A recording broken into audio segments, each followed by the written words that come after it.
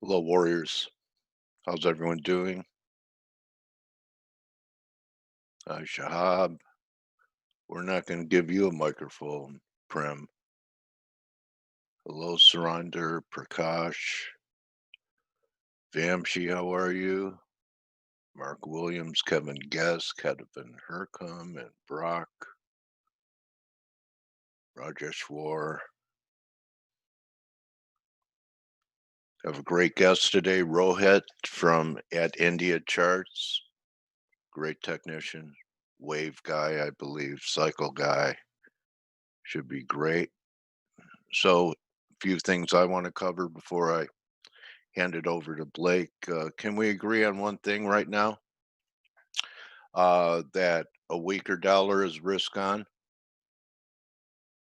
So we're going to see how long S&Ps can fight it because right now this is live and it also is recorded for later because the team really shares a lot of excellent ideas and some good teachings go along with it. So we had this low last week in the dollar, which resulted in a reversal week. You know, we came in this week. It didn't look like there was anything special going on. This was your reversal week. By Friday, for a 2 week reversal, all we need is 96, 95. So we're already above that. Of course, everything could change. And as you can see from this moving average and this flat bottom, should the dollar rally continue, that's going to be a real critical, important level to prove itself to get back above this rectangle breakdown, which comes in between 98.20, 98.50. Depends how thick your line is. So when we came back to this week's action, really very normal and let pull back to where it had to, hold, dug in its heels, and now we have, a little bit of resistance. Maybe you could call this a right shoulder developing with a breakout here at this 200-day and the 2 hour, and that's going to measure about to 98.50 if we come out of here. So it's going to take you back to the major breakdown. Should we get something like this from here? Everyone see that? Okay, so we're going to see if the S&Ps can thrive in that environment. Actually, I think the high comes in next week between Friday, Monday, and Tuesday. I have some reasons. There's a count of a certain amount of days that will be have equality compared to the last correction in days. Um, June 22nd. I read some of Jim Walsh's stuff. That's where I got it. Not everything I talk about is original thinking. You guys know I'm a big believer in intelligence gathering. And I know that I mentioned a lot of people, look, I'm bringing in Rohit. That's part of it. Our mission every day is to edify you and prepare you for battle in the arena. So we bring in other people that have services, and most people will not do that because they'd be afraid of losing a subscriber. We say, if someone finds something that fits them better, perhaps they needed to have a different experience. So I do a lot of my intelligence gathering right here. Okay. So, instead of because some of my favorite traders are right here on the team. So, I know a lot of people use Twitter for intelligence gathering. They follow certain people they like. Uh, but you're not going to get this type of work on Twitter. Of course, Twitter is free, just like Face. But you know, try and top a team like this. I think you're going to have a hard time doing that. And we have Live Squawk here now. We have a relationship with them now. So this too, all the services you get, the chat room. So a lot of intelligence gathering happening in chat after face closes so that especially if you're new or, maybe a year or so into this, you need to immerse yourself into this and spend as much time as possible. Don't buy the hype that, you could just, you know, turn on your laptop and have your, trading platform open and, just make a few extra bucks every day. Hey, I think I'll turn on my laptop and try and make some money for about an hour before I go out for dinner and party the rest of the night. That's not going to happen. Okay. So you need to immerse yourself in it, spend a lot of time, and our community offers that. And I really like the push alerts that we get too. So, you're still thinking about it when you're out doing your thing out there, maybe putting your mask on and shopping, and something's happening in Euro, you're going to know about it. Okay, you're going to get something, the app will push it right to your phone where, you could decide to take action. I never believe in taking anyone's recommendation blindly. I like that we have pips because it points your eyes towards something, right?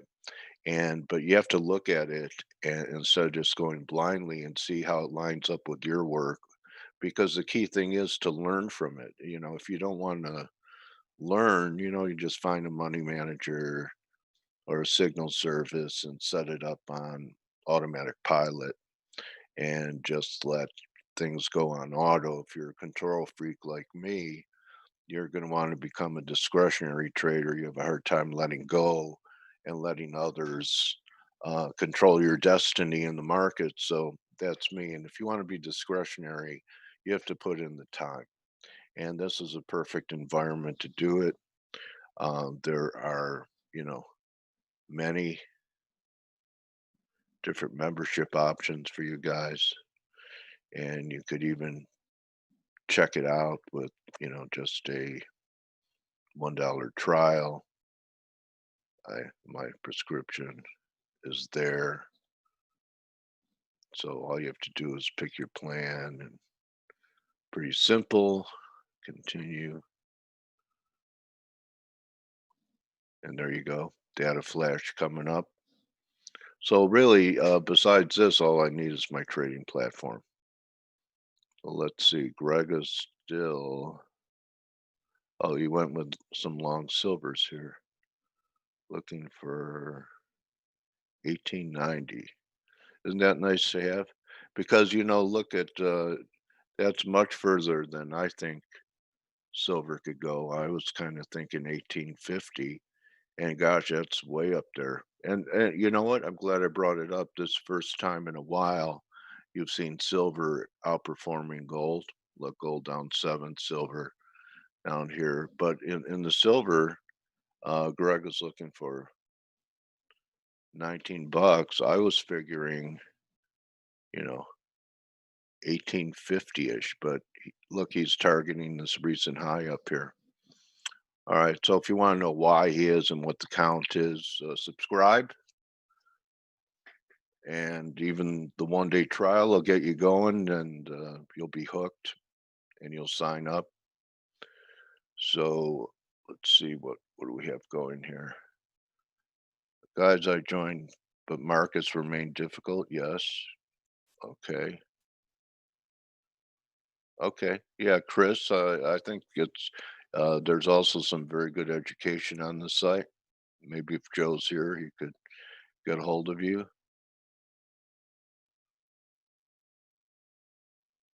We do.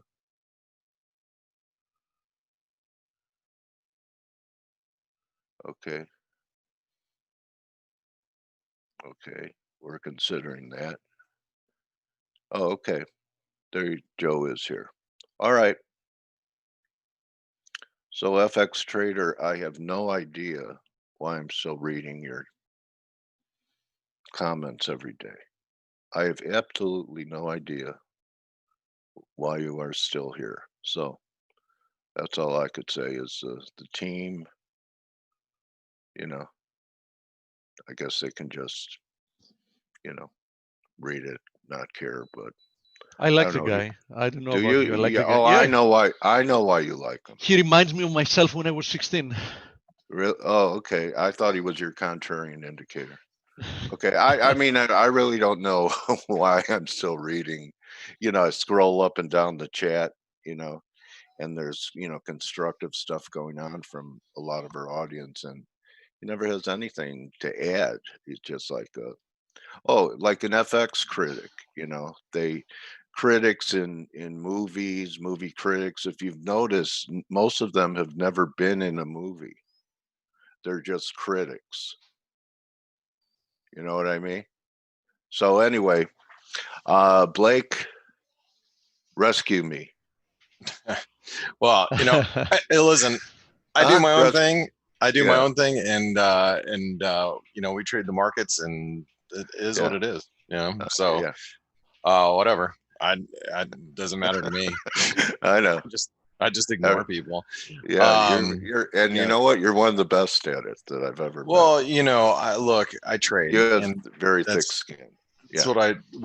what I do. So Okay. I could care less what anybody else says or thinks or I just anything. have too much estrogen in me, buddy. Yeah, maybe. Yeah. Like yesterday. So I got asked this question yesterday, like, how did I do with the peso, in our chat room, and because I picked up the dollar mex down near 22. I actually tweeted about it.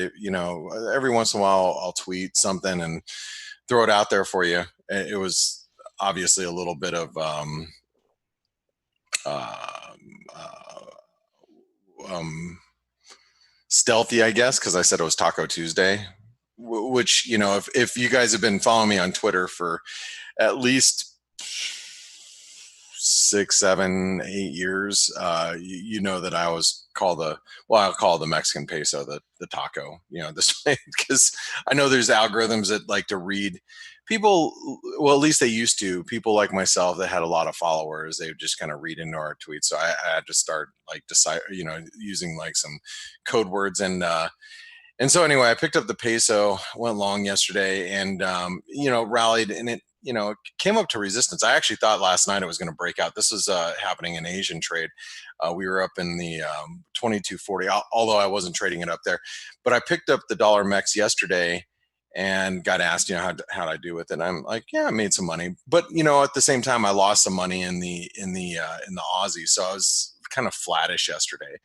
And if you look at the currency market right now, we are consolidating. And actually we're consolidating in a lot of different markets. So if you look at like the euro dollar, um, this looks like a head and shoulder pattern. If you were listening to the daily roundup webinar, you know, this is. I was talking about this head and shoulder pattern, but I'm not expecting it to play all the way out.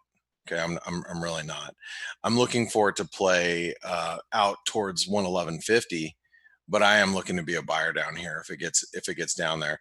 And what that might actually entail is the euro dollar looking more like a pennant, and instead of a head and shoulder pattern, it might be looking like this. So what I am still looking for in the euro dollar going into the end of this week is I'm hoping that we make a move to 111.50, and then we could be on the long side.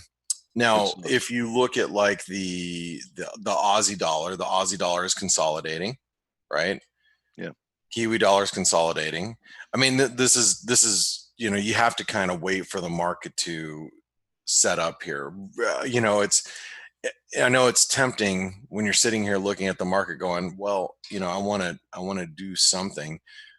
I mean, a lot of times there's nothing to do, and I think this is one of those days where we have to let the market break one direction or the other to give us some inclination of what we should be doing versus, you know, the what a lot of people like to do is they like to make the assumption that they know which way the market's going to go. But when I look at what's happening in the Aussie and the Kiwi, that's telling me that we can break in either direction. It's very, we're very much in no man's land right at this moment in time, right?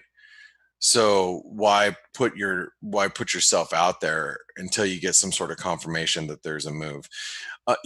One of the things that I talked about yesterday, and uh, uh, and I'll mention it again, is regarding the upcoming elections, and a gentleman from my office just said, hey, Biden's got a huge lead. When's that going to factor into the markets? I'm a little worried about Biden's lead in the elections. And Dale, were you with me when I was talking about this yesterday? Yeah. That people would get complacent and not feel like they have to go. Yeah, I don't know if they're going to fall for that trick twice. Like the Democrats. Yeah. The reason why is because they clearly saw what happened. By not going to the polls or not voting this fall. So I think there's going to be a big push to vote, but that doesn't mean that that's necessarily gonna happen. You know what I mean? But we were talking in the chat room a little bit earlier about the S&P and the S&P, lack of correction. I mean, we're sitting here at 3,100, 3,150 in the equity markets and holding up pretty well. And the only way this market's going to correct, in my opinion, and this is something I was just talking about in the chat room, is if there's a Biden win in the fall, that is going to, weigh on the markets, in my opinion.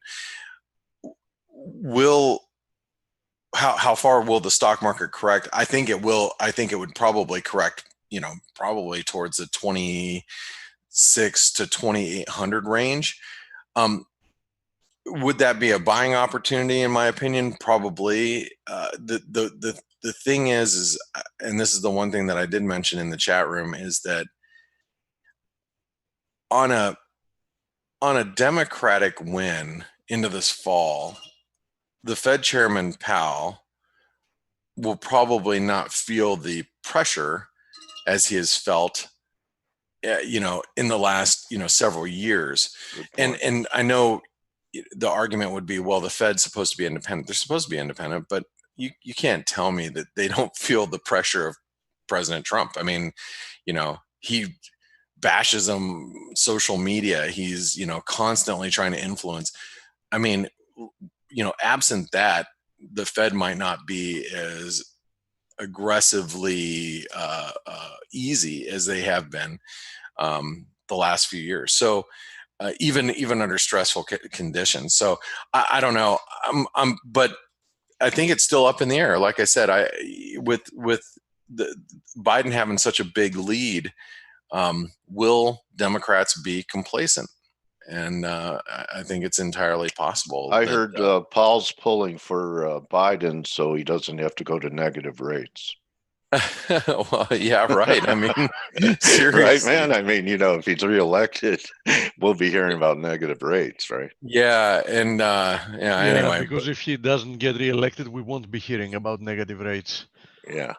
Well, the question is, when does Powell, start talking about negative rates? And I do think if the stock market corrects too much, we will get that chatter. You know what I mean? Yeah. What else can they do? I mean, yeah. I mean, right now it's not even talking point, but yeah.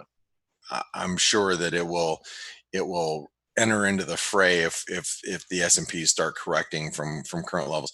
You can see this downside correction that we had a couple of days ago, which was what, 5%? Yeah. Or no. I guess it was 9% off the highs. Yeah, I mean that's 8-9% off the highs. I mean, that was gobbled up quickly, and and that huge day in VIX. I mean, VIX almost doubled, Blake. From 23 to 44. Big move in VIX in a day. Yeah, and I wonder if the VIX is going to just moderate here above 30 or near 30, and having volatility at these levels is good for us. as traders is, we want to see this higher volatility. It gives us more opportunities as traders. Oh, yesterday was wild, Blake, wasn't it? In the S&P? There were some vicious moves yesterday, which show that 1 minute chart. I mean, like the Aussie dollar moves were pretty violent yesterday. Yeah. And I mean, that's why I made a little bit of money in one place, and then I'd lose a little bit of money in another place. And they were very violent moves. I mean, when you're taking like the Aussie dollar that went from 68 cents to almost 70 cents, I mean, that's a 200 pip move, just, out of nowhere. But like I said, we're consolidating now. And I think what you've got to wait for in this market is for some of these triangles to break. We do have Powell, his second day of the Humphrey Hawkins testimony today. I don't think he's going to say anything different. I mean, what else is he going to say? Rates are going to stay low till 2022 and beyond. So, we already know that he's going to be easy. I don't think he's going to be saying anything that will, cue up the market, but you never know. I mean, because we are, like I said, we are consolidating here. Like I said, whether it's the euro or whether it's the Aussie, or whether it's the Kiwi, or maybe even the Canadian. I mean, we're just consolidating, and I think you get, the prudent thing right now is just to wait for some breaks and try not to get too aggressive at this stage in the game, as much as it's tempting to just start, getting long or getting short something because you think the dollar Canadian is going to break out, or, you have this feeling that the Aussie is going to break higher or it's going to break lower. Let the market tell you what it's going to do versus you making that assumption. Because I think right now the chances of you making money is probably 50-50. And when the chances of you making money is 50-50, it's probably best that you just, wait for the market to show you its colors versus you assuming which way it's going to go. But that's my thoughts on the market. And right now, you look around, like the NASDAQ. This was, to me, this is one of those things that I'm still scratching my head. Last week, I mean, we closed at a false breakout in the NASDAQ, and here we are back up at highs. I mean, I'm not trading the NASDAQ. I'm just looking at it going, wow, how it's hard to be short risk when you have the NASDAQ that is as buoyant as it is. Do I think the NASDAQ deserves to be up here? Probably not, but it's up here, right? And because it's up here, you have to respect the fact that it's not selling off. It's not there's zero interest to sell. I was just reading a statistic. This is interesting. Let me read it to you.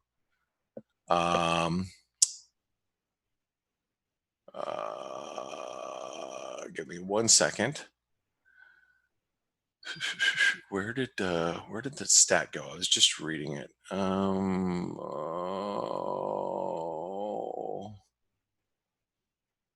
Here we go. There is nearly 5 trillion in money markets currently. This is nearly double what it was 5 years ago. Also, the recent 3-month change was the largest spike ever. So what that tells you is there's a lot of money on the sidelines right now. And that's via Ryan Dietrich. And that suggests to me, and if you think about 3 months, right? Over the last 3 months, which go, we're in June, so go into, March to June. All right. 3 months being, pretty much this, right? From here to here, roughly. Okay. Actually from here to here. Okay. Roughly 3 months, the market has gone, in massive money markets, and it has not redeployed that money. And look where the markets are at right now. Now, that doesn't mean that that all that money is going to get redeployed back into the markets, but there's a lot of money on the sidelines right now. Will that money be tempted back into the markets? It could, especially if we start hitting new highs. I thought that, and I'm still I think it's still up in the air that we just break new highs and get everybody chasing the market before we actually fall. So fall into the fall, like equities come down ahead of the elections, what I mean.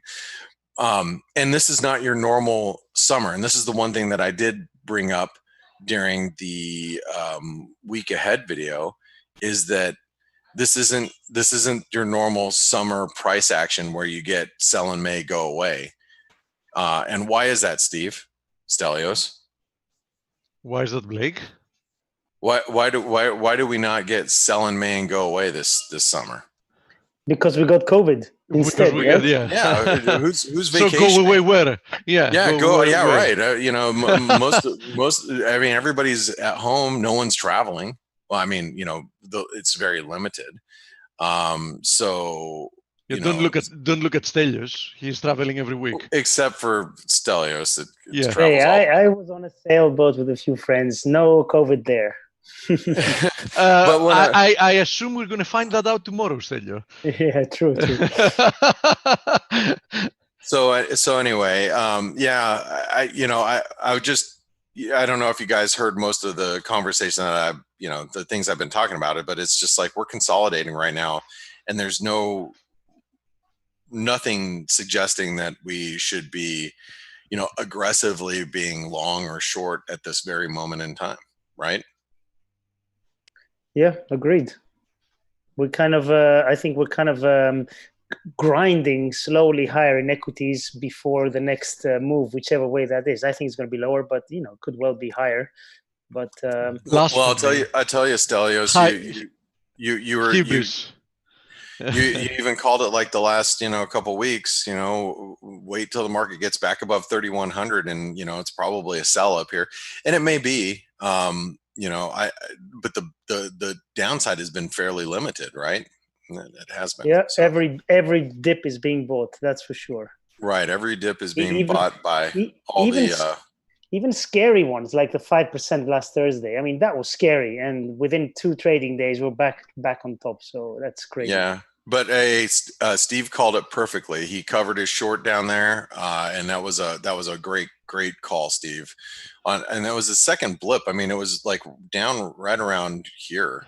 Really, really good call on the NASDAQ. I think it was NASDAQ, wasn't it? Or was it the S&P? I can't remember. No, the S&P.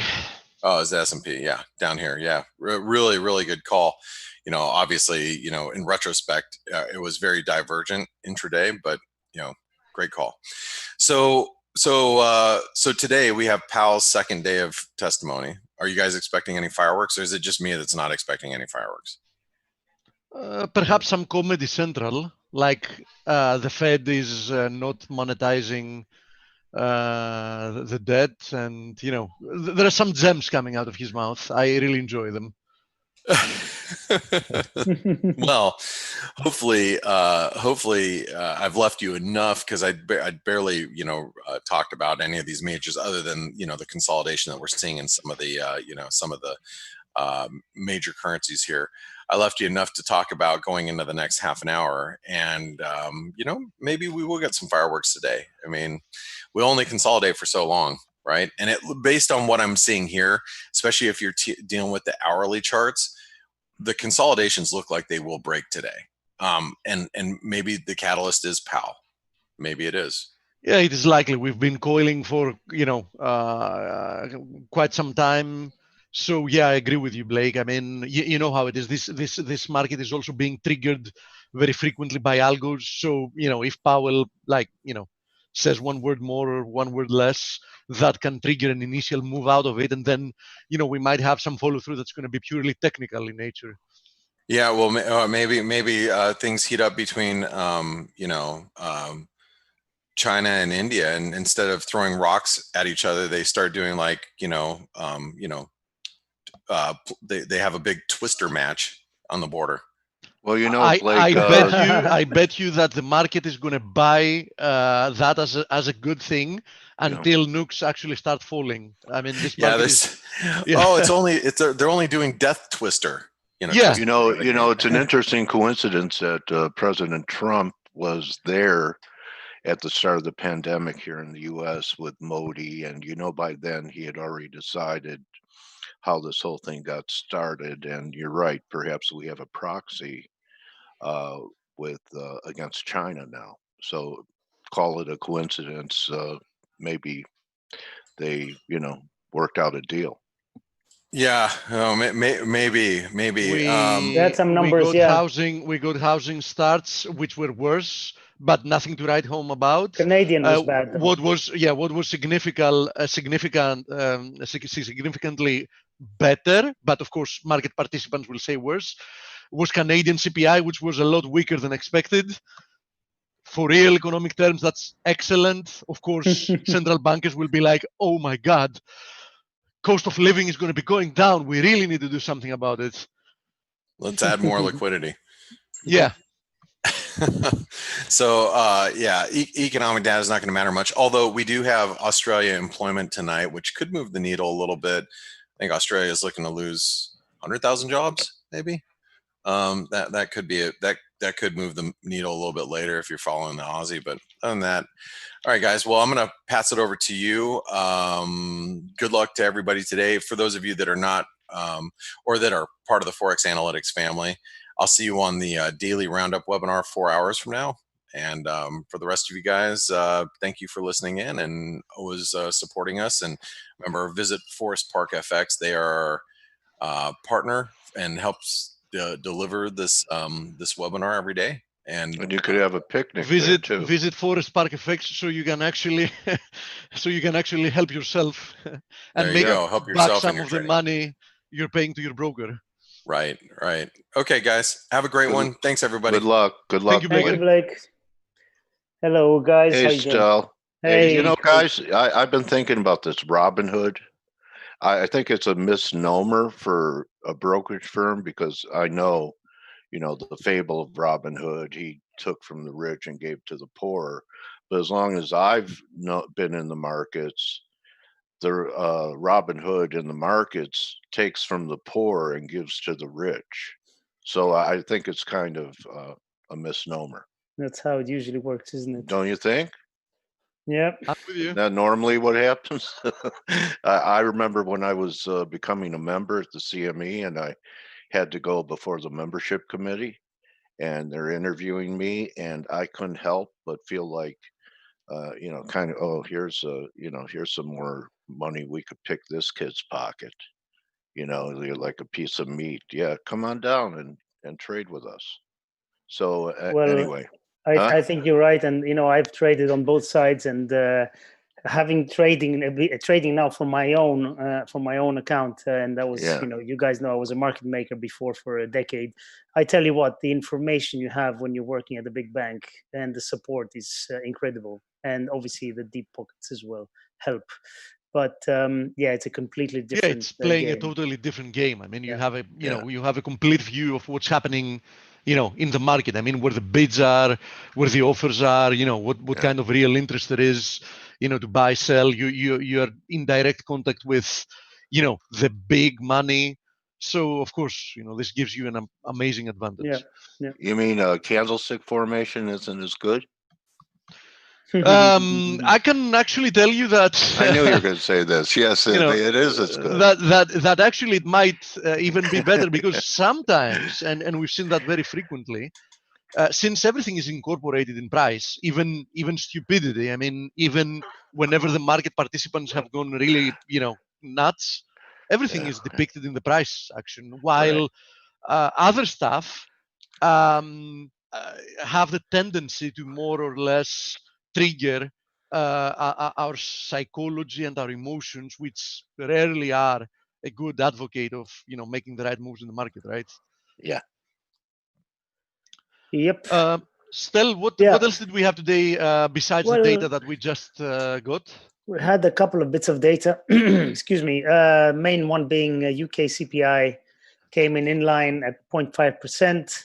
So that's getting close to zero, as is most major economies like Eurozone. We had CPI as well, 0.1%. So we're getting close to zero. Accommodation is still warranted for the central banks. I mean, they will look at anything they like to put more accommodation, but they have the number there to support it. And really, we're waiting for Powell later today, although I doubt there will be anything new coming out. And tomorrow, let's not forget, it's Bank of England interest rate decision. We could well have something there, although no change is expected, of course. But the Bank of England, they have been, the MPC has been. They've said they're not considering negative rates, but it's not out of the question. So, negative rates might come into the statement or Q&A. That would be interesting if it does, although I don't think it will. But, this is the one thing that I'm waiting for tomorrow. Yeah, but, the cable has been, the pound in general has been rather stable. Stock indices have recovered. So I doubt it that they're going to bring it in the forefront, at the moment. But I do think that the next downturn, it's the first thing they're gonna use to throw at the market, since they've already obviously considered it. Yeah, and let's not forget that things are hotting up a little bit in the UK-EU negotiations. There's been a few things said from each side. Boris Johnson has been saying we have to sort out something now and not by year end. So I think we might start to get a few more tape bombs like we did in the last year or two. So the pound is probably going to be a little bit volatile. I have a bias for a stronger pound. Because I think a lot of bad things are priced in, and I still think there will be some kind of agreement in the end, good or bad, I don't care. But I think something is going to be ironed out and announced. And I think we might even get a better buying opportunity if the agreement initially is considered to be bad, which it's a likely scenario. Yes. I think that any initial sell-off due to whatever terms of the agreement the market dislikes, I think it's going to be a great opportunity, because soon after the market is going to focus on the more important thing, which is that this thing is over, the uncertainty is off the table. So, good or bad deal or whatever, the UK can start, the new journey out of the EU, and it's not going to have that burden weighing it down. Yeah, uncertainty is the enemy, basically, and when that goes, I think it's going to be it's probably going to be good for the pound. What else is there to say? Really, I mean, in terms of markets, I will repeat everything I said yesterday. We have a lot of things brewing. China have been closing down schools and flights and airports now, and they're, I always look at what they do and not what they say. So the first wave, their reaction was phenomenal, right? They were closing down areas of 50, 60, 70 million people. Which more or less made it clear that things were not as simple as they initially were announcing. Yes, exactly. And obviously, I don't think they're telling us the true extent of the damage that they had. But, even seeing them taking these measures, I mean, it tells me that this is not a over thing. It's not over, and it's pretty serious. And I hope it isn't. But I'm just saying, look, this is what I'm seeing. So the market is merrily going a little bit higher, squeezing higher every day, taking out shorts while things are brewing below. And yes, granted, we have the Fed and most central banks in the world buying everything, and eventually they will win. I think the equity markets will go up in the end, because when you have these huge buyers and when you have inflation, there's no other way. So any big dip, I think, should be bought, but the market seems to think that any dip should be bought, even a 0.5% dip or 1% dip. So I do think that as soon as, like Blake said, the cash on the sidelines, as soon as we have some of that going into the market, maybe with a new high, perhaps, then the market it's going to be easier for the market to drop. How far? Plus, central banks have one more big bazooka that they can throw at it the next time we have a huge sell-off, and I'm pretty sure that they're going to use it, which is changing in the case of the Fed, changing their mandate and changing the Congress's whatever it's called, like I don't remember how it's called, the thing that gives them, like, what a list of what they can and can't do. So once they remove the obstacle of not being able to buy equities, which I'm sure it's going to happen next time, we're in big trouble, they will do that as well. There is only one backstop, which I think that we're going to eventually hit because it's unavoidable, which is the currency strength. So, all this madness is going to stop when money printing is extremely more destructive than, letting things just, blow up. Find their own balance. Yeah. Yeah, exactly. Even if that means, certain markets going bazookas, which they will, and for every time they try to postpone this pain, they do manage to bring it forward in the future, but they guarantee that when the day of reckoning comes, the blow up is going to be, unbelievable. I mean, I think that it's going to go in the history books. Well, I hope it doesn't, but yeah, I kind of agree. Yeah. Federal Reserve Act. Yes, thank you very much, Itai. Our friend Kirk says boomers won't chase a high. Talking to dozens of clients, they want to buy the 2600, 2800 dip if there's not a catastrophe. That makes sense because I think 2700 was the level I was looking at, and in the S&Ps this is, and I agree with that. The question is when we get there, because I do think we're going to get there. What happens then? If there is a major event that causes this, we might go lower again. And imagine if everybody who's waiting to go long goes long there, and then there's nobody left to buy. That's usually when the market just goes one way and without looking back. So let's see what happens. It's still a long way. Only certain thing is that doesn't mean that stocks can't just keep pushing higher because all this madness. But once again, given the backdrop at the moment, and all the pending issues and all the unresolved issues, the risk reward is clearly tilted to the downside. Now, that means a lot less than it would mean some years ago, unquestionably. But don't fool yourselves. If you want to be buying here, you do that kind of blindly. And you just cross your fingers and hope, because there are a lot of things at the moment that just them turning a little bit bad for a few days can cause a 10% sell-off in 3 days easily. Yeah.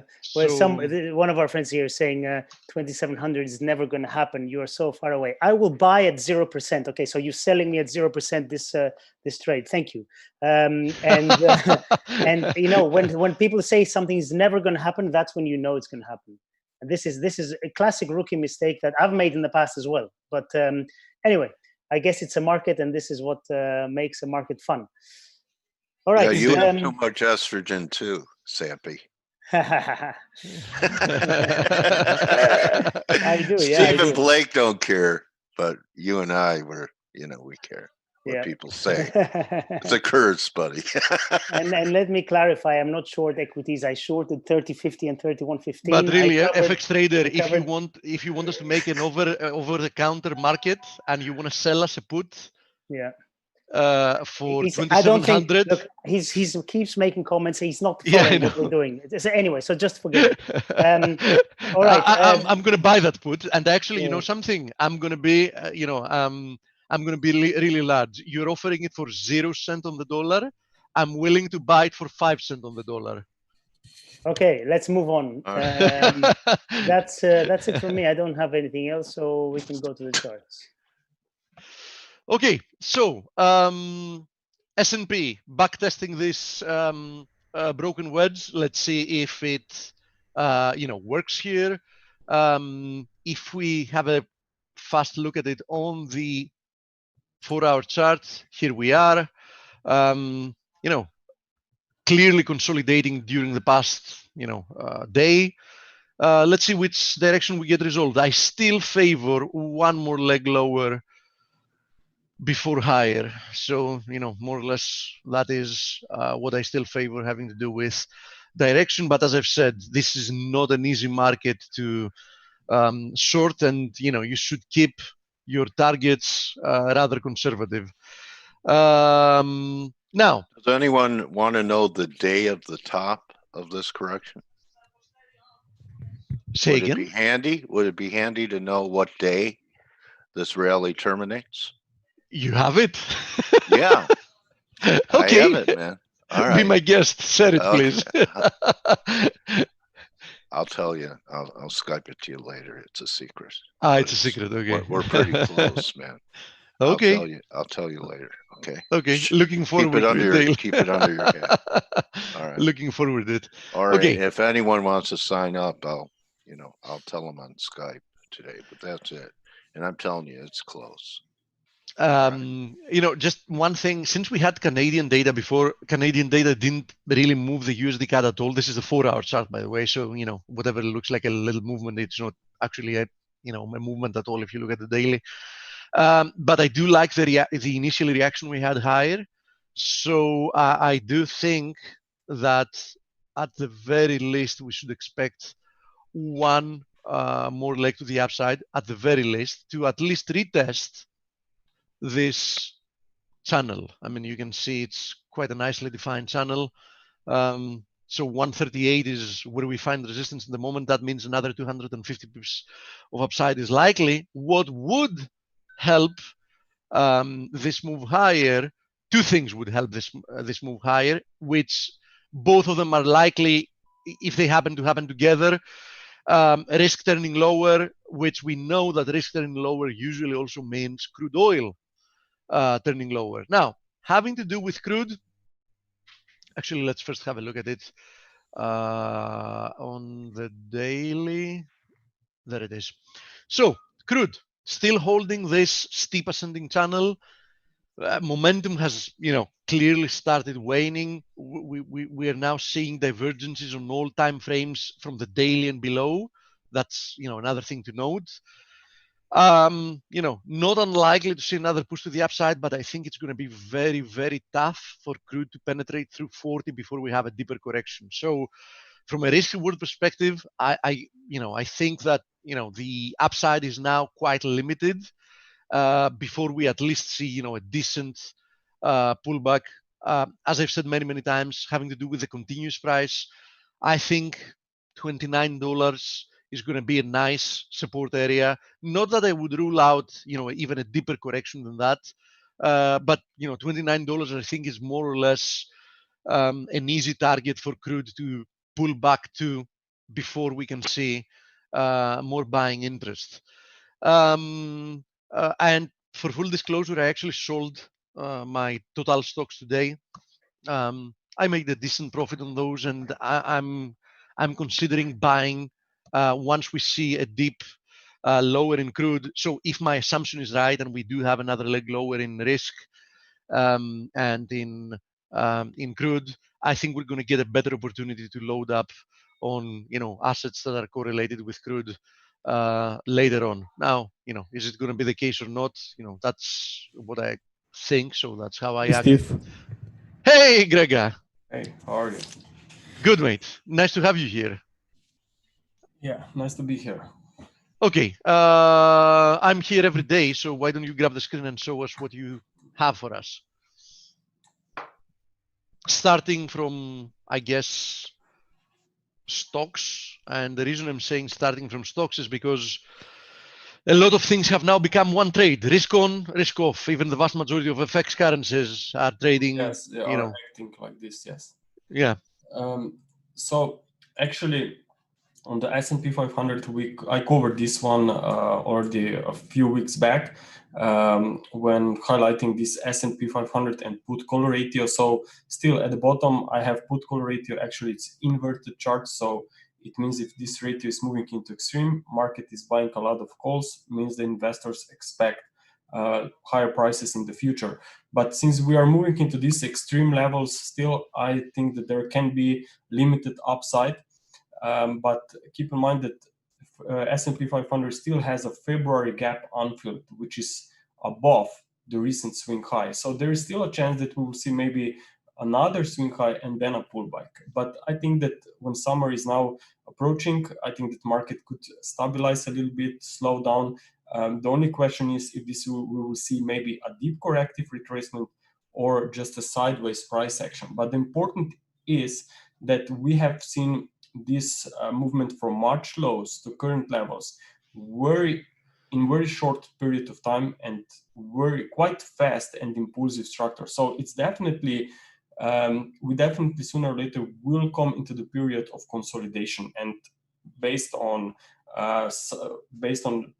months that are approaching, I think it's a perfect time to see a corrective movement. And also, as I said, the put-call ratio is moving into extreme levels. So even from that perspective, I would assume that we may see corrections. But corrections are not always simple, like a clear ABC pattern. They can be irregular. So it's very hard to trade this market.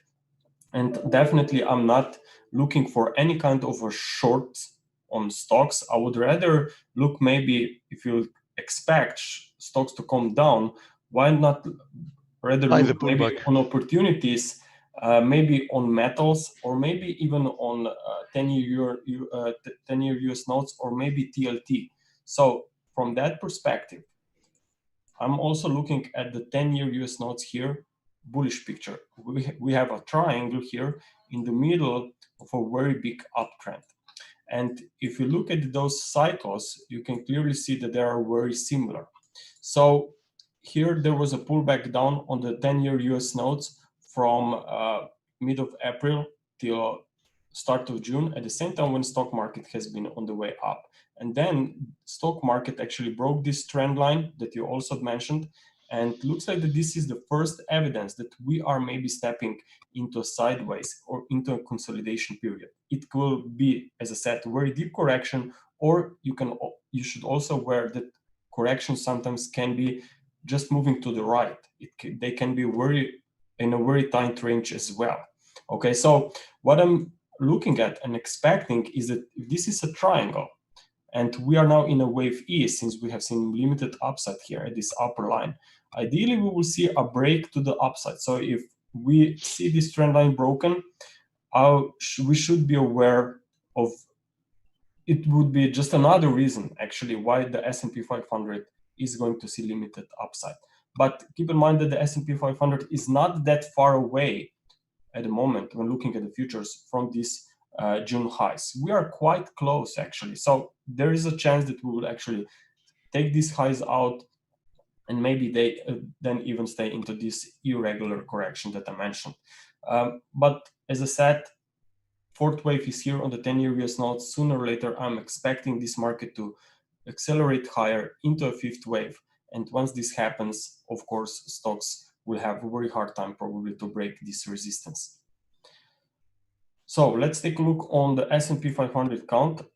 Now the primary count is still, as you mentioned yourself, it could be just a temporary pullback here for a wave B, but as I said, it could be also irregular wave B, okay? So watch out also. So for a flat. Yes, and if happens irregular wave B, you may see even this February gap filled.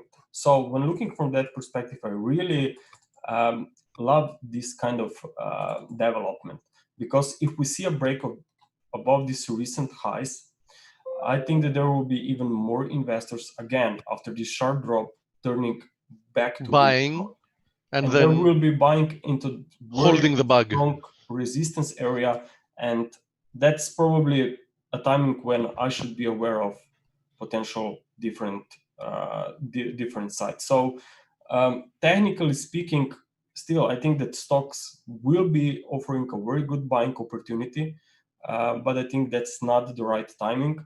When looking at, if I look back at this put call ratio, you want to buy when market, when this ratio is actually when puts are at the extremes, right? Not when calls are at the extremes. So I think that there is a new cycle coming in the very near term, and ideally this will unfold, as I said, through the summer. Now, if we're looking at currencies, if we really are headed into some kind of a period of consolidation here on stocks, then watch out, obviously, the US dollar and Japanese yen. So looking at the US dollar index here, again, I've been looking and tracking, as you know yourself, this triangle a few weeks back. I've been looking for a wave C drop, and looks like this wave C now traveled into the very interesting area. If you will compare wave A to wave C, you will see they're equal. But what is really important is that in the middle of this 3-wave drop, keep in mind that each 3-wave movement can become 5-wave movement. I don't want to be the one that will say this is the end of the correction, we are going higher. I always want market to confirm what I'm looking at. Okay, so if we'll get a 5 waves up and maybe reversing back towards 99, back into this area of consolidation that was in place through April and May, then I think that we are in stage for a new leg higher on dollar index. But why I think this may happen is actually because in the middle of this drop, we had a triangle. And always when we have a triangle in the middle of a 3-wave drop, we know it's not wave 2, it's wave B. And if it's wave B, then the whole structure should be corrective, either part of a complex correction or the whole correction structure. So in my opinion, dollar could see more upside. And if we consider that stocks could be moving into the resistance as well, then maybe this makes sense actually. So you're waiting for this first move higher from the lows to determine if you want to buy the next dip, right? Yes, to be even more confident, of course, that we are going higher. But looking at the lower time frame charts, set maybe on euro, here we are already seeing the first leg up, wave B. So it looks like that we are in the third leg of decline. Either this is going to be wave C, wave 3, I don't know. We have to wait on more price data to make sure. But at least in the near future, there is a room for another 100 pip drop here. So I'm definitely looking here for more weakness in the near term. Cable also, we have seen a very nice rise here up from May, clearly with 5 waves. And now it looks like that we are making a bearish impulsive reversal. Either that's a wave A, can be wave 1, but looks like that the third leg to the downside can be coming in the very near future. If that's the case, though, that would indicate dollar strength, and usually dollar strength lately goes with stock weakness, which would indicate that most probably we're going to have another leg lower in stocks, as we were talking about earlier. Yes, exactly. So, okay, I mentioned also metals. So let's take a look on gold. Now, gold is definitely bullish here on this chart from 2018. Even if I have marked a potential bearish wave count, okay, it's still a bullish trend. Okay, these are two different things. So I'm looking always when I'm trading, I will try to find the opportunity within the trend, okay, within the current price move. So trend is still up. And before I can say that wave C is finished, I need to see a completed subwaves, completed pattern on a shorter term, on smaller time frame charts. So looking at the 4-hour here, actually I'm looking at potential ending diagonal. What is the most important here is that we have the characteristics of a corrective price action since April and definitely since May highs. So it's a consolidation that suggests more upside. The fact is that this move down from 1764 cannot be counted in 5 waves. You have too many overlaps, and in fact, those overlaps were made by 7 swings. So this is a complex correction, either as part of a very big complex wave 4, or maybe as its own wave 4. I have another wave count. But what is the most important thing is that from that previous swing support, okay, we rallied with 5 waves. Okay, so it looks like it's impulse that broke the first trend line. You are now at the second trend line that's also looks like market wants to break it higher. So I'm expecting more upside based on this wave count into wave C of wave 5.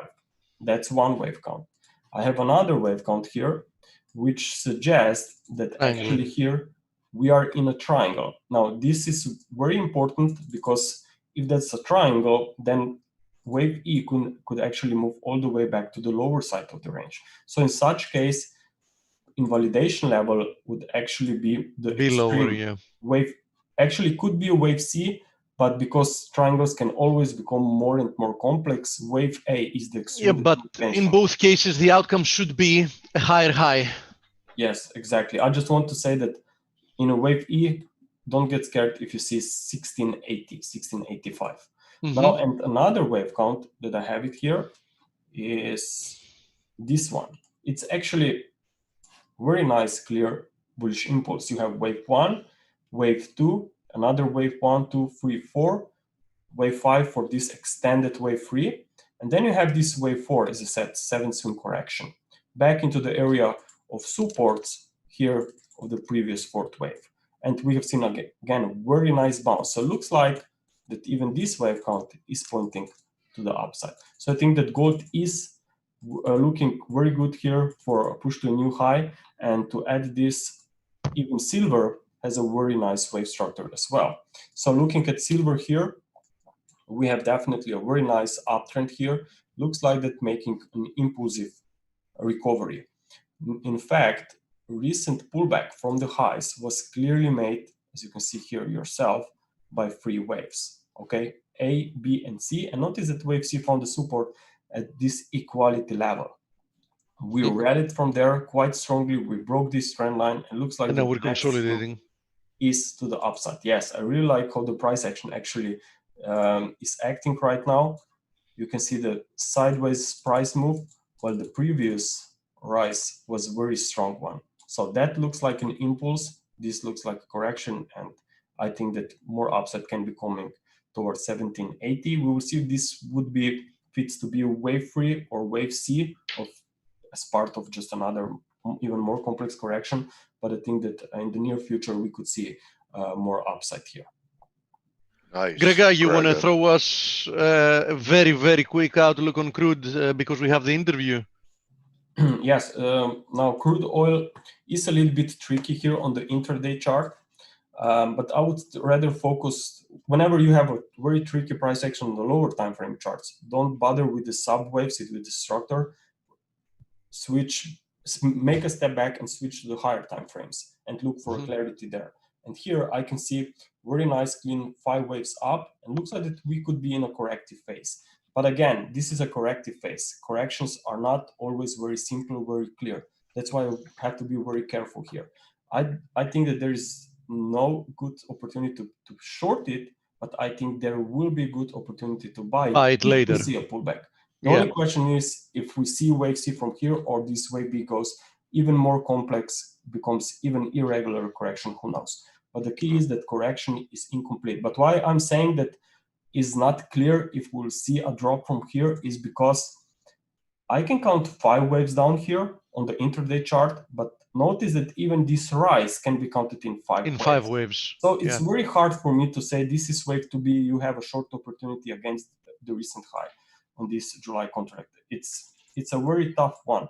So my job is actually to look at the price action to find the clear pattern and then provide maybe some trade idea. But at this stage, with this kind of a price action, despite this 5-wave fall, I think that's not the case on crude oil at this stage. So better just watching from the distance, and let's see if we get lower prices for better entries. Thank you, Grega. Thank you very much. Yeah, very nice, Grega. So ending diagonal in gold, I just have one question. After that peak, is there a chance for intermediate term bearishness after, say, 1780 to 1800?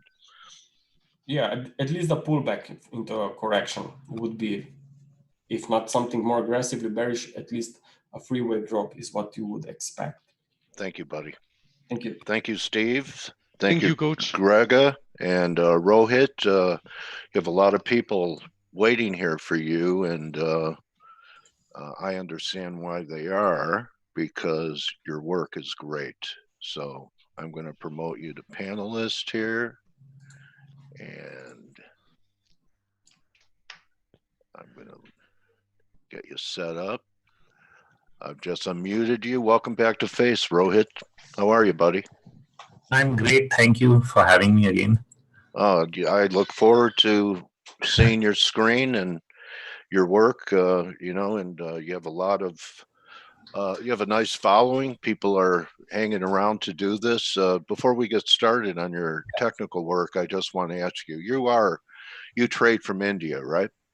That's correct. All right. So what is the media talking about in regards to this minor clash between India and China in the Himalayas? Are they even talking about it in the Indian media? And what's the talk on the ground there? That this is just something that happens all the time. It's not unusual, and kind of like what happens between India and Pakistan and Kashmir. So that's how I would like to look at it. But of course, every time there is a clash, it creates a lot of sentimental noise all over social media and in the uh, front media itself. So people start worrying about, whether this is something bigger. Is it, whether can it really lead to a bigger clash? But we've seen many of these small ones over time. They come and go. There are some small issues that have to be resolved. I think most of the communication I've heard from yesterday simply says that they don't want this to, get any bigger. So I don't think it will escalate, and it should just, get taken care of. Well, I know you talk about the seasons of an economy, of the world, and winter, and many other people who talk about this, Kondratiev or other cycles that point towards us being in the winter season. War is part of that cycle, even guys like Martin Armstrong and people that do that. And, I just thought it was, kind of put it together that during the beginning of the pandemic, President Trump was visiting with your Prime Minister Modi and wondering if they came up with some kind of deal, and India's going to be a proxy for us because the U.S. is already in a Cold War with China. So it is, what you're saying is right. And from an Elliott wave perspective, and I think Robert Prechter's studies shown that a lot of these events, whether it's pandemics or whether it's in the form of war, all occur in wave C of a bear market, or either at the early stages or late stages of wave C. So sometimes the event itself occurs, if it occurs in late stages, the markets in themselves may bottom out and then start recovering from there, which is why they actually provide us an opportunity, because if the news was not so bad, prices would not be down and you wouldn't have the opportunity to buy low. And I think that's part of where the narrative is. I think right now, in my mind, most people are caught up still in thinking about whether the pandemic would spread into a second wave and there'll be future effects and so on, and they're not thinking 1 year down the line. So most of the thinking is probably 3 months and 6 months. But we've seen, at least in the Indian market, a 40% cut in the main index. But it's been a much deeper cut in the mid cap and small cap stocks, or what I should say is the broad market, because while the main indices didn't reflect this, the Indian market actually peaked in 2018 with a lot of Asia. I think most of Asia did not stop making new highs from 2018 onwards, even though India did in terms of its main index. But the underlying indices were not making higher highs, and so they kept on declining and fell much more than 50%. So there are stocks that are down 80%, 90% as well. So we've actually been through a pretty severe bear market with the COVID situation, probably aiding the last phase of that. And so I think what we were probably thinking about in April, that there could be one more wave down. I think that's where I left my last discussion with you. That one more wave down would be on the back of a last deflationary shock, which would come if the dollar spiked higher, and which is why I have the dollar chart on my screen, which I also shared last time.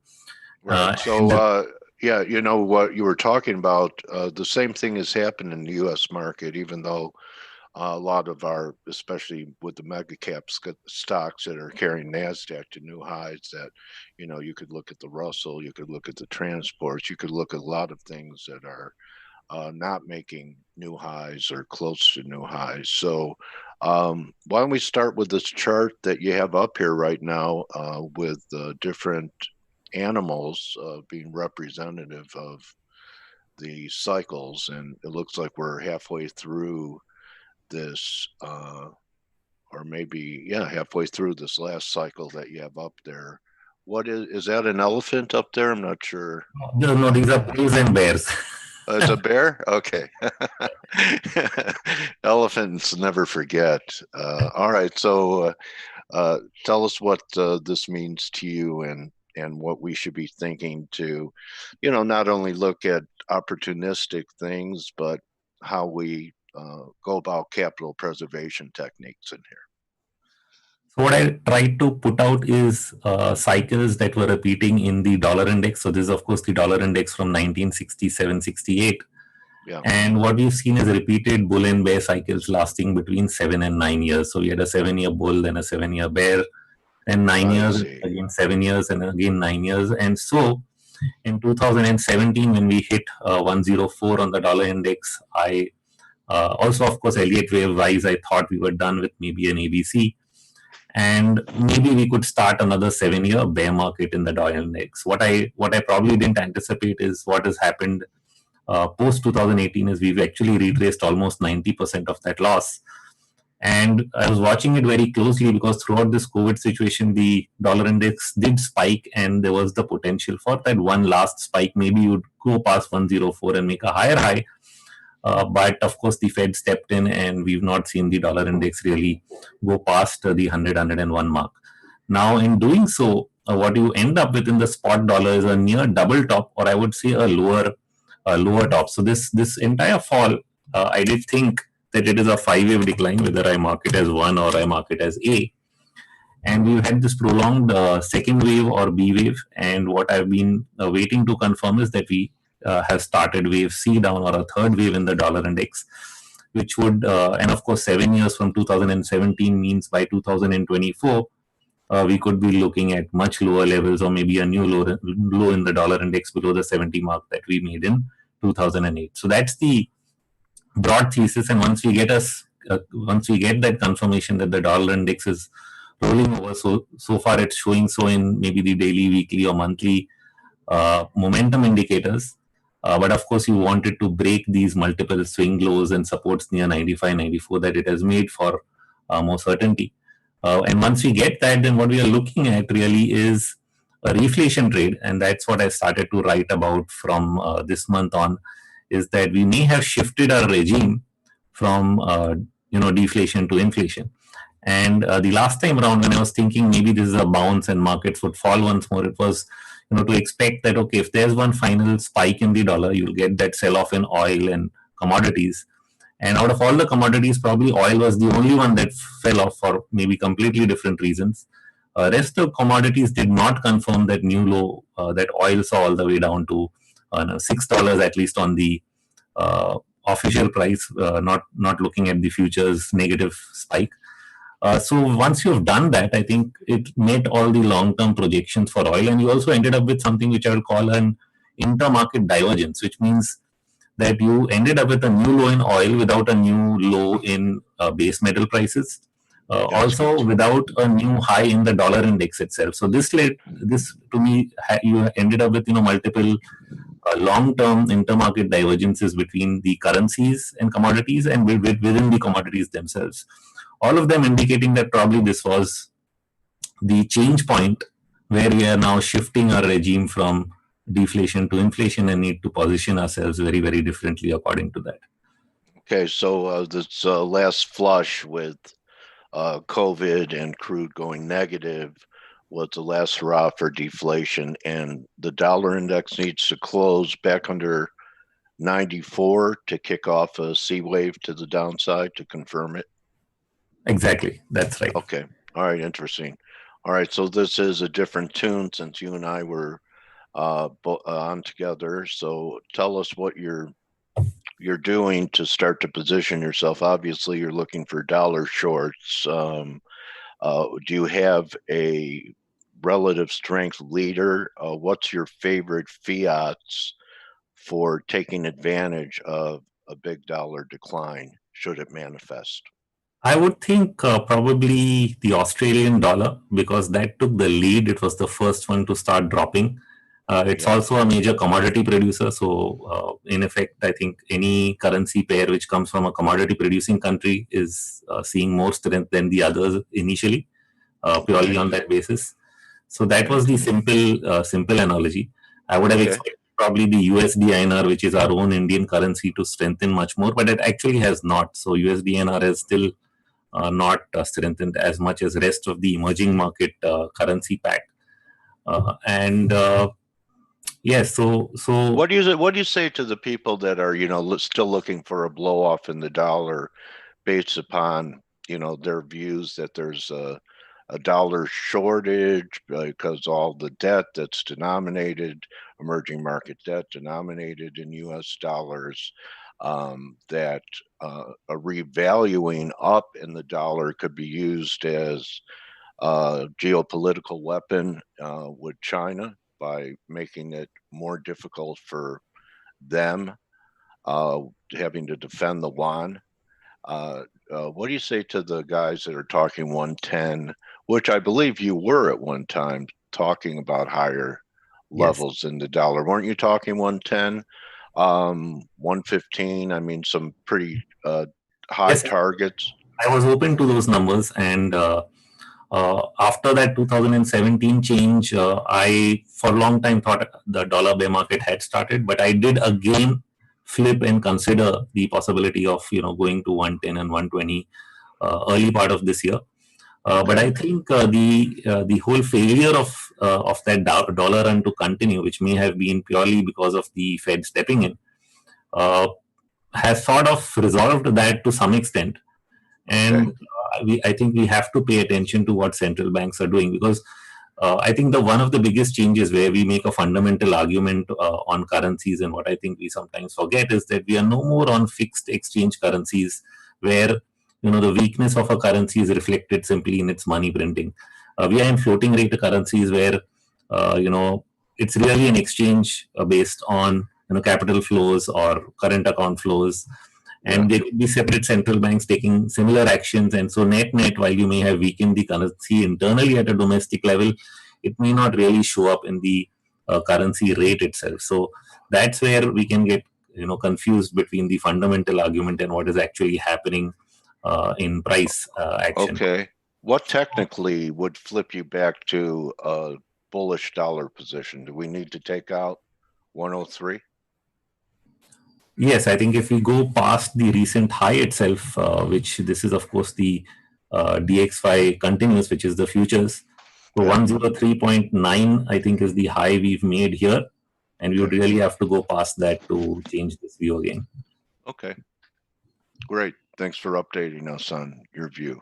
I mean, there are valid arguments on both sides. I guess that's what makes a market. Yes. Okay. So with that, I'll switch to the Nifty. I think that's what concerns a lot of people in India.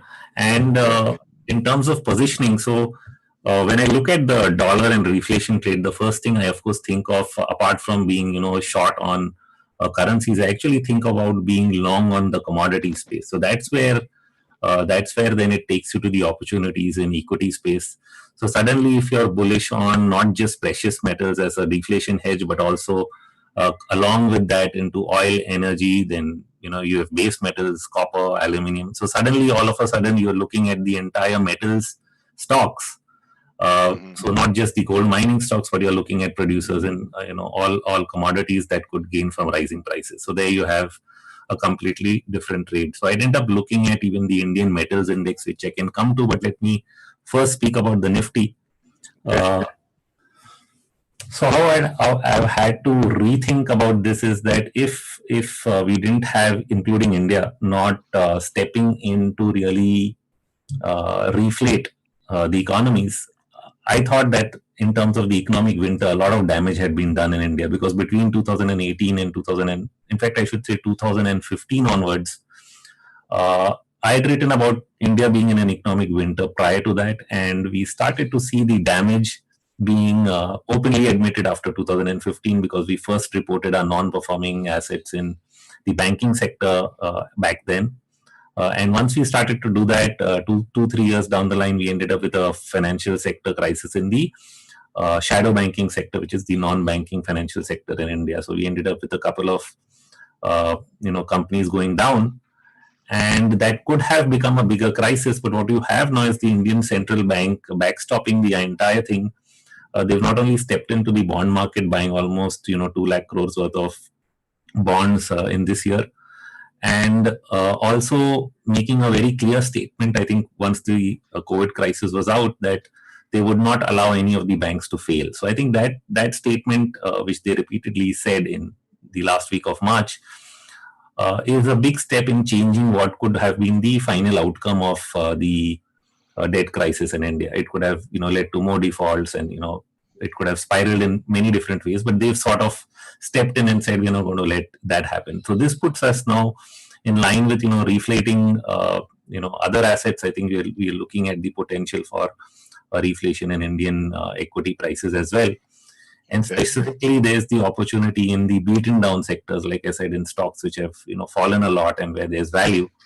Because if you just look at the main index, you can end up thinking that it's too high still on value for the large caps. But we are also in an environment where interest rates have started to come down. So bond yields in India have actually fallen to 5.8%, which breaks a long-term trend line, which comes all the way back from 2002.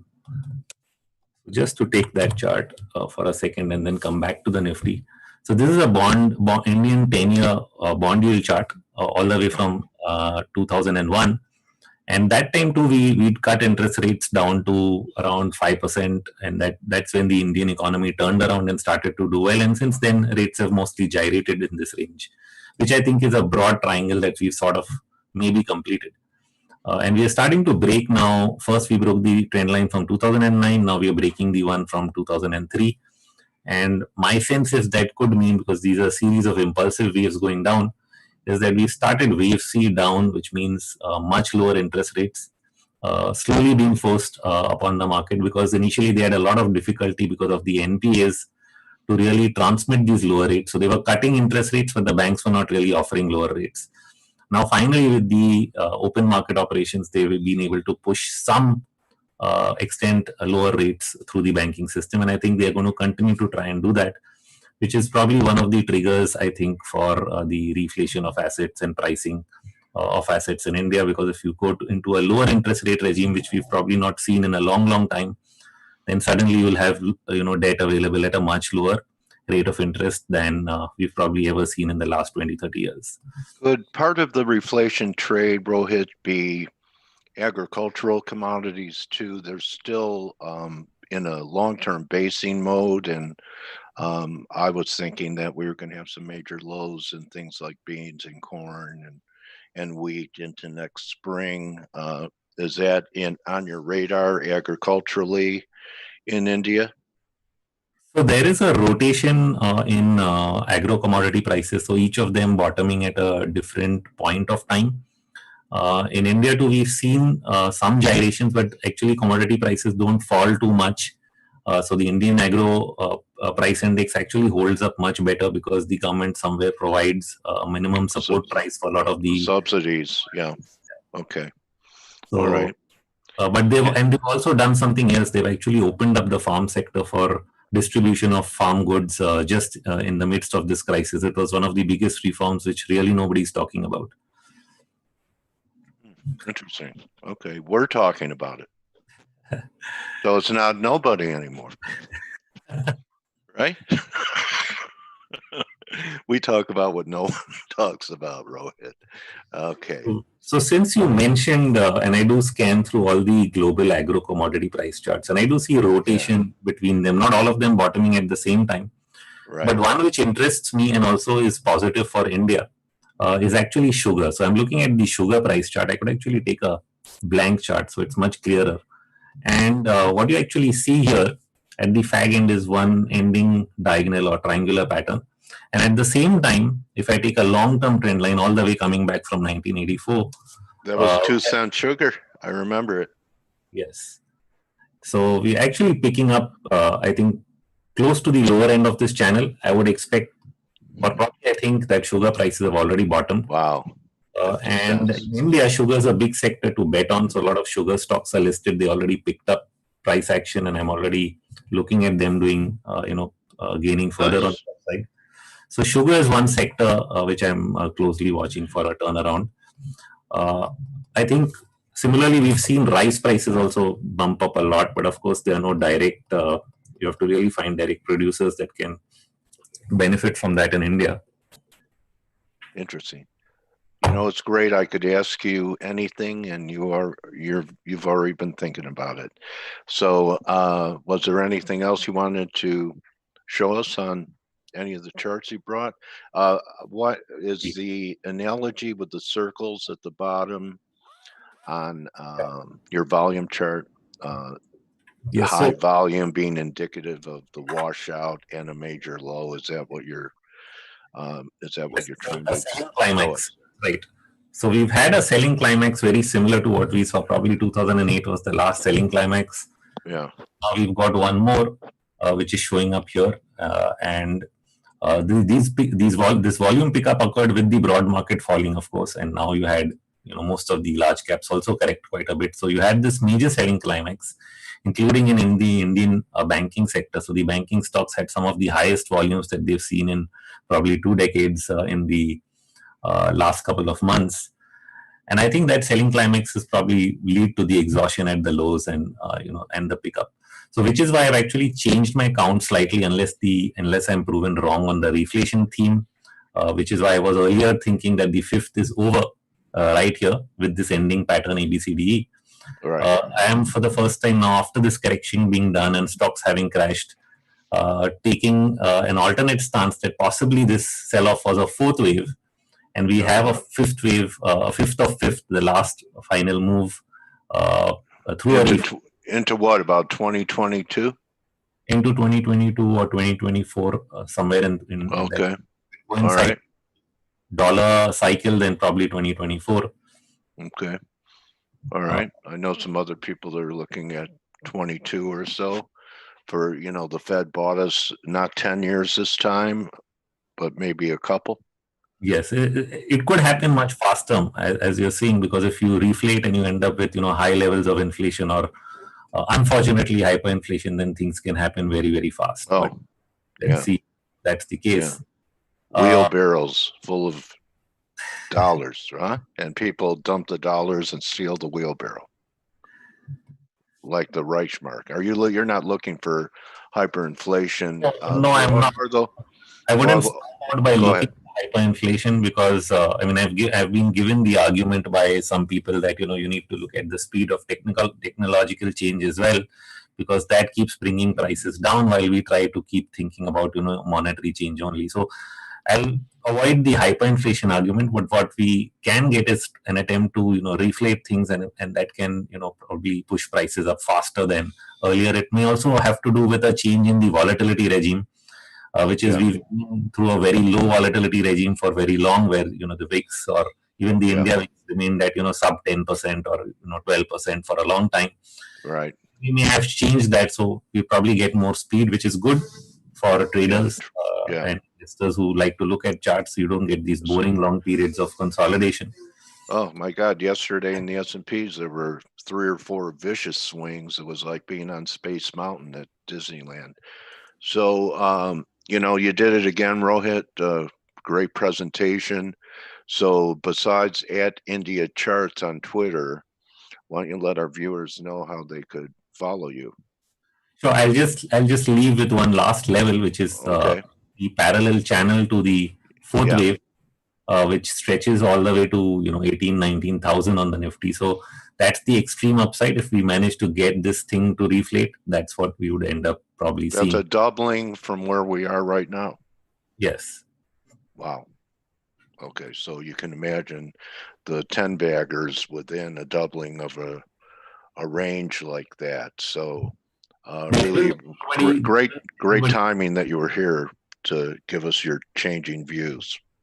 The level that everybody's probably going to watch is going to be the 61% of this decline, which of course the US indices have already taken out, but the Indian index has not, for some domestic news flow reasons like the India-China thing we discussed earlier, and that level is 10,550. So I think that's the level at which people become more confident that the trend has actually changed. Till that point of time, most people are still questioning whether this recovery can go on. So that's all. I think most my updates, of course, India Charts is the only platform that I have that I continue to publish on a daily basis. I also write my monthly Outlook report, and all of that comes under one single subscription, which I've priced very, very